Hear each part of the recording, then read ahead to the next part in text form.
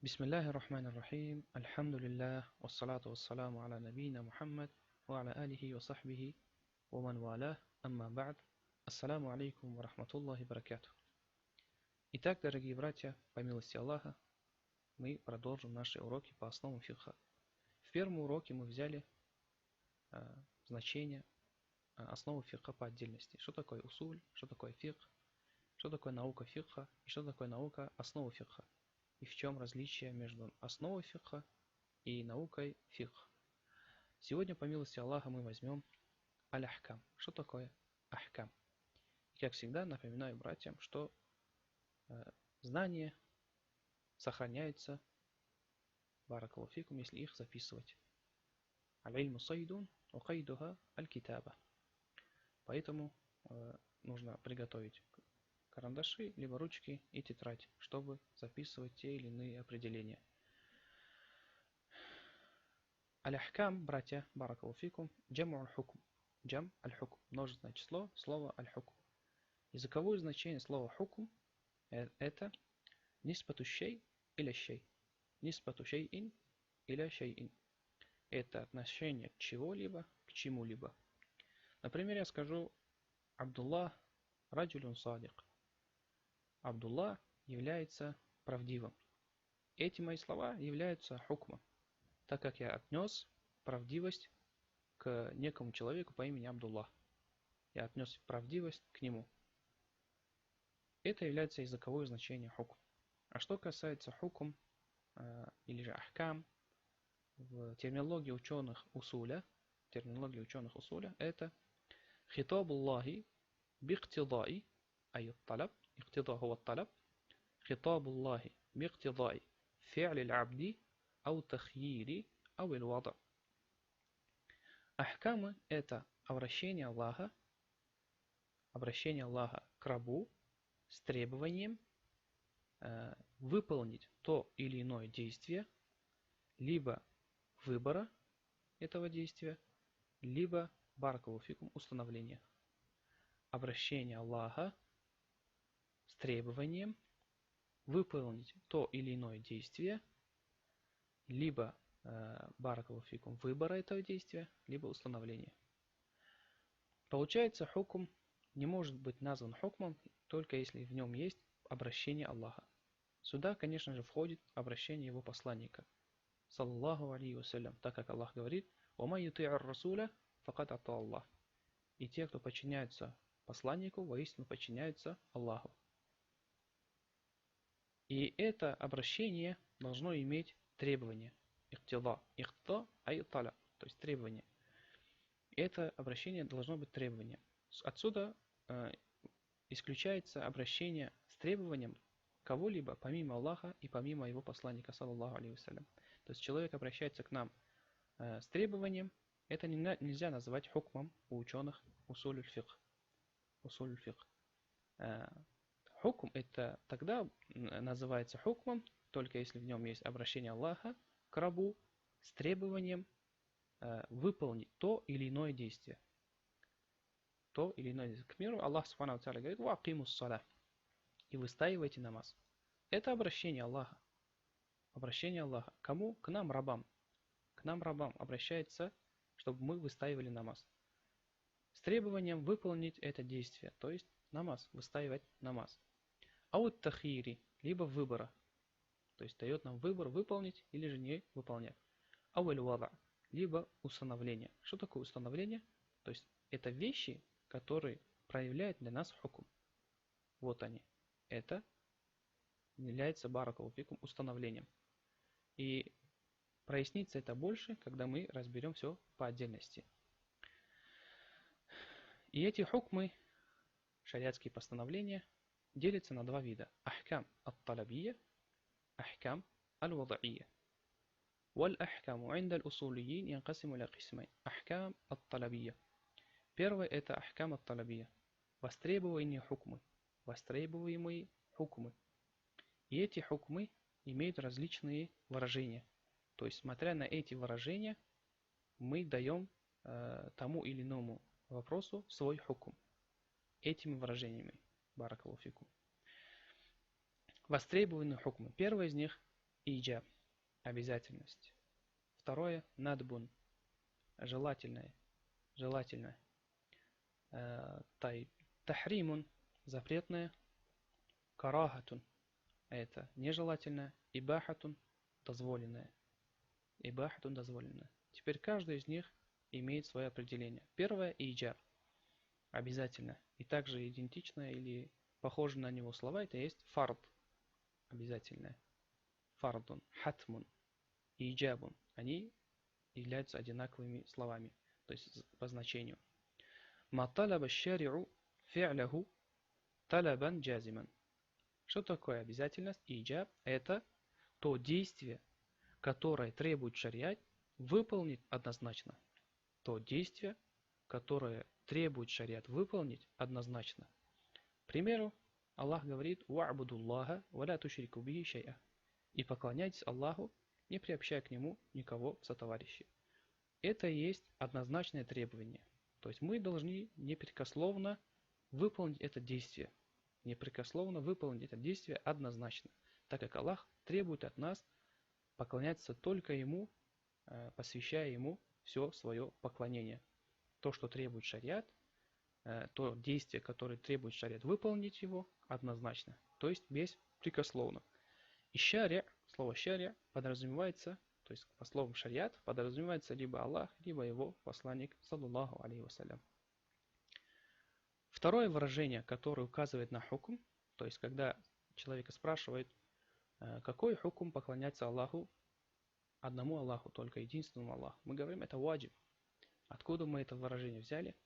Со слов Аллаха субханаху ва тааля: «Ва'буду Аллаха ва ла тушрику бихи шай'a». И что такое ваджиб? Что такое обязательно? Это то действие, которое требует шариат, выполнить ее однозначно. Второе выражение, которое проявляет нам хукм, это надбун, желательное. И подобное, то есть идентичные слова, которые используются в этом разделе, говорят суннатун, сунна, либо мустахаббун, мандубун.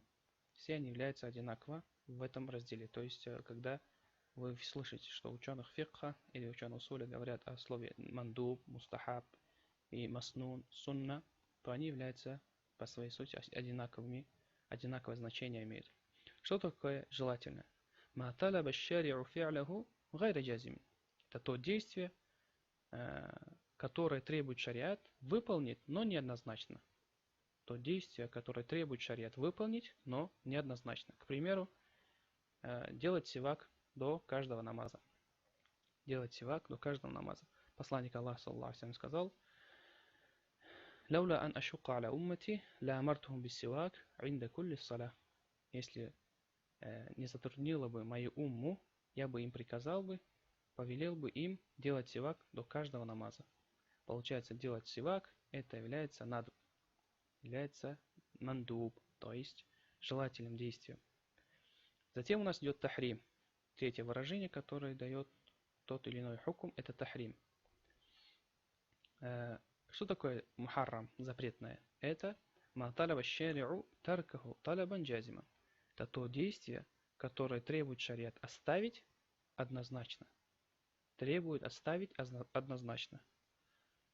То есть, когда речь шла о уджуб, обязательно, то это действие, которое требует шариат выполнить однозначно. А здесь, наоборот, требует от тебя шариат оставить это однозначно. К примеру, оставить приобщение к Аллаху, то есть ширк. Самый запретный грех или запретная вещь, которая запрещает нам шариат, это ширк. Как Аллах говорит: «Инна Аллаха ла яхфиру ан юшрика бих, ва яхфиру ма дуна залика лиман яша».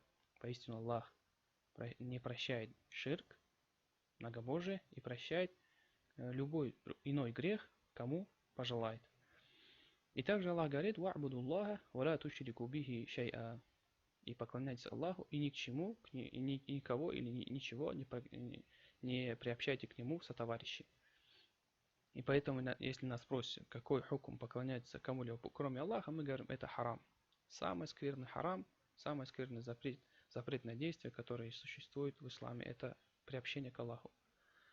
Откуда мы взяли этот хукм? Со слов Аллаха. И что значит харам, тахрим, запретное? Это то, что требует шариат оставить однозначно. То действие, которое требует шариат оставить однозначно. Затем у нас идет караха. Карахату. То есть макрух, нежелательно.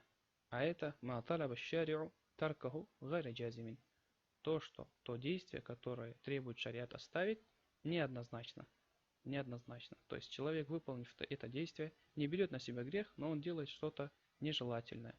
Потому что шариат побуждает его оставить это, но не возлагает на него греха, если он это оставит. К примеру, спать до ища.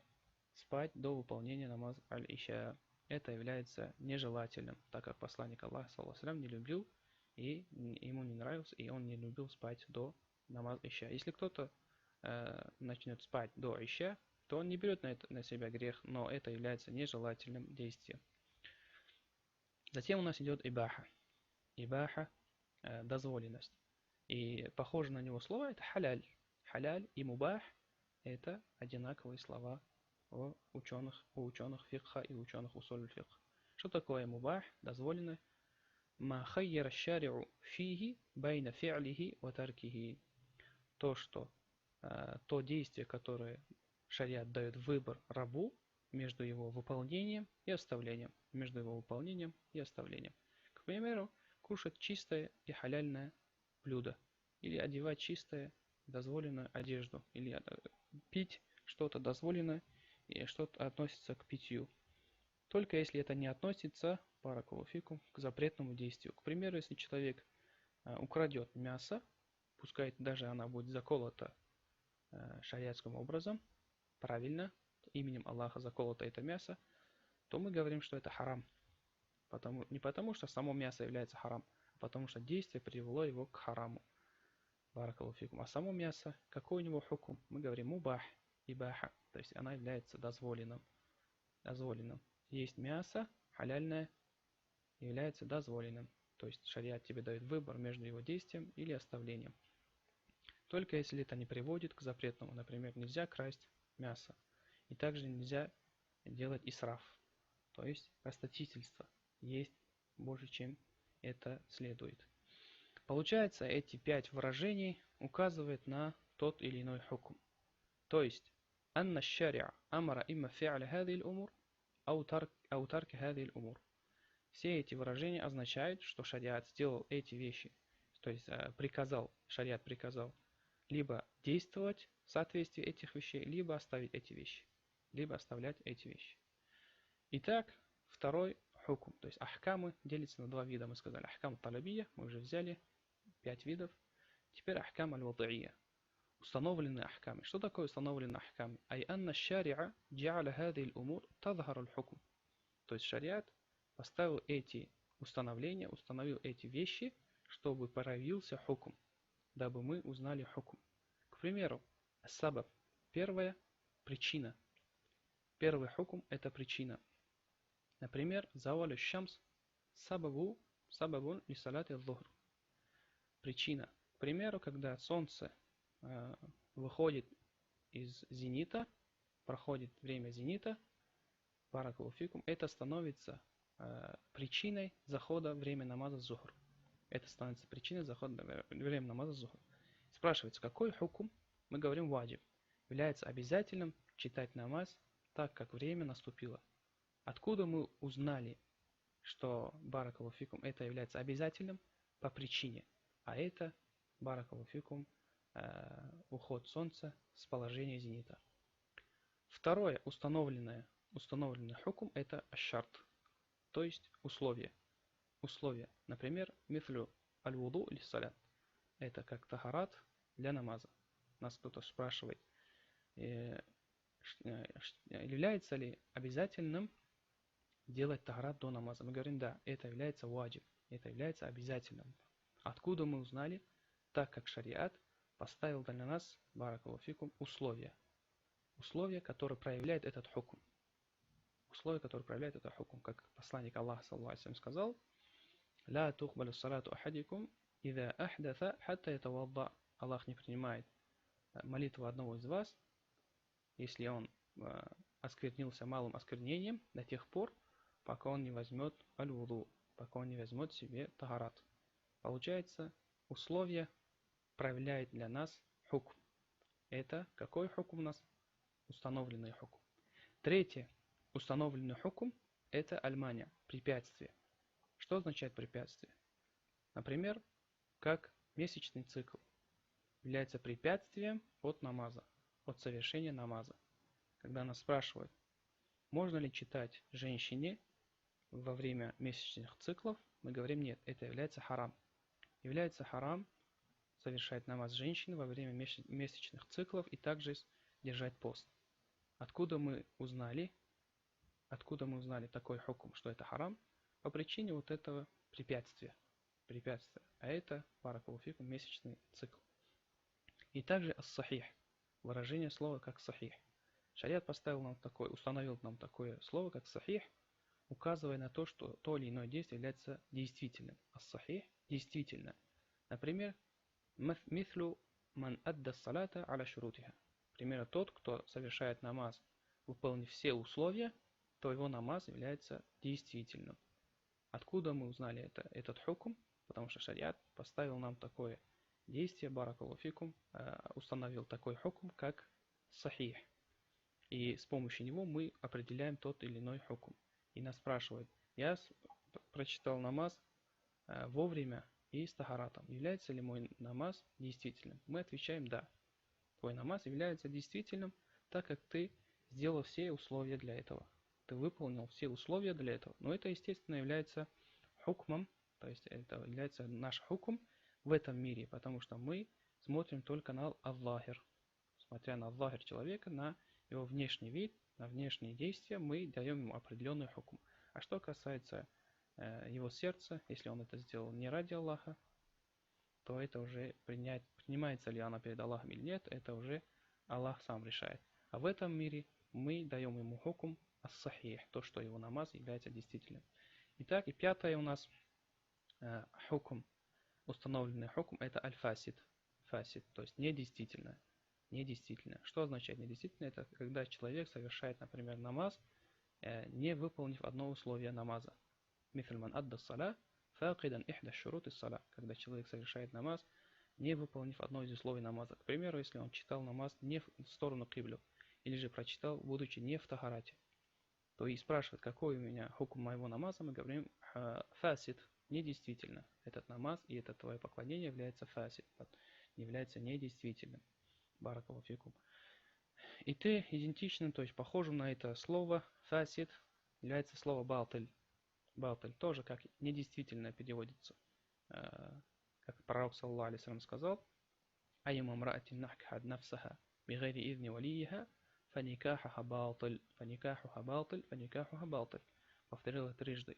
Каждая женщина, которая выходит замуж, будучи без согласия своего опекуна, то ее никах является недействительным, Повторив это 3 раза. Фасид использует этот термин, то есть этим недействительность, использует, когда речь идет о намазе, либо речь идет о купле и продаже. А слово балтель использует, то есть это тоже является как недействительно, использует в баракаллаху фикум в вопросах никаха и таляка. Это и есть баракаллаху фикум коротко о слове аль-ахкам. Ахкам, постановления, шариатские постановления у ученых усуль аль-фикх.